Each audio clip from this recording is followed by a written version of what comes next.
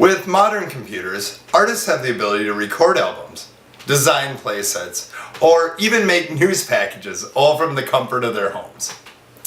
Though once media is created and finalized, artists still need capital to bind their books, press their albums, or even tour independent films to festivals. And that is the traditional place where a publisher or label is an absolute necessity. There is another option, though, that has become viable for artists and creatives across the nation: Kickstarter.com. This is a website which bills itself as the world's largest funding platform for creative projects. While Kickstarter caters to a wide variety of creative projects, they have guidelines which keep the types of projects on the website focused.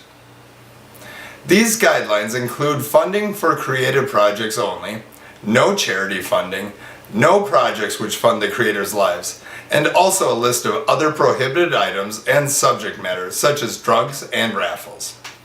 Both artists and funders have responded to the funding community Kickstarter created. In 2011, Kickstarter reported more than $99 million pledged for more than 11,000 successful projects. This is an increase of more than 3 times from 2011. Officials from Kickstarter declined to be interviewed for this story because they say that they like to keep the focus on the artists. One artist who has successfully launched a Kickstarter project is Augusta resident Mark Lone. Lone is a comic book artist who draws anything from the macabre, such as zombies, to traditional comic book characters and celebrities. I sat down with Lone to talk about Kickstarter. Lone described his Kickstarter project and what he intends to do with the money he raised from this project. Sure, yeah. Well, our Kickstarter funded project, Red Band, about the drunk redneck alcoholic Richie who has to fight off zombies at the Texas Fair. Yeah, pretty much penciled by Stefano Carselli from Italy.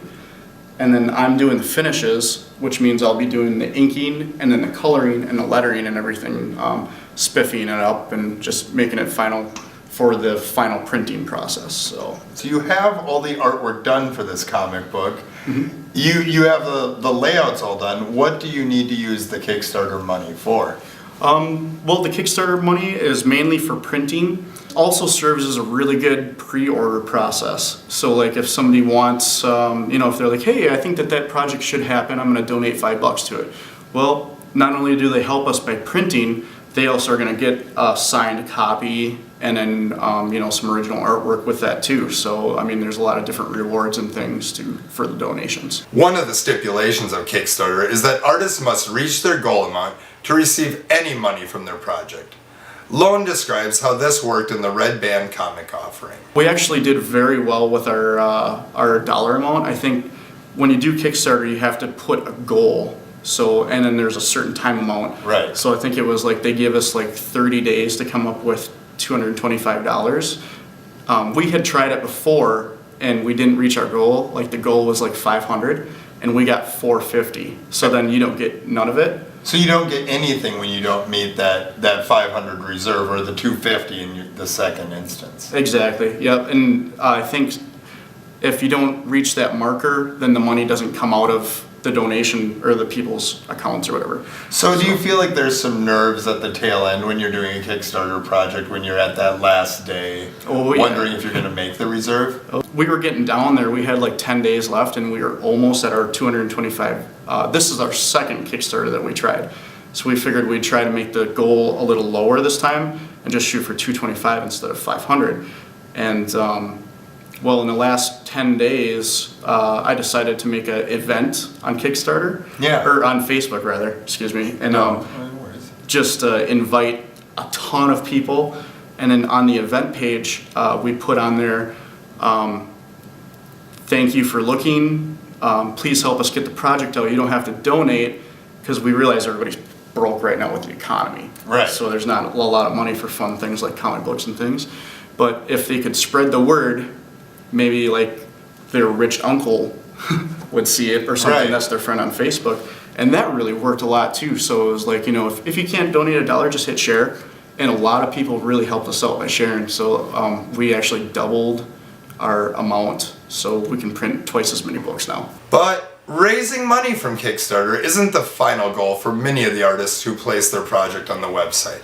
Lone describes the artistic validation he feels from his project and plans for the future. I think it's probably a good thing, but it also tells you what demand, that there is for your product. Because not only are we using the Kickstarter, we're all actually putting money out of our own pockets into it too. Because to make a full comic book, it's about $3,000. If this book turns out as good as we think it is, which it really is, I just got a chance to look at Stefano's pencils today for it. Oh man, it looks awesome. So I think as an inker, I might be able to get a good foot in the door at some of these bigger companies like Image or Dark Horse, or at least have some of those important eyes on my work just a bit. So it could be a pretty good exposure deal for me. If you or someone you know is interested in funding a project through Kickstarter, they can check out www.kickstarter.com/start and learn from there. For Inside Eau Claire, I am Scott Morfitt.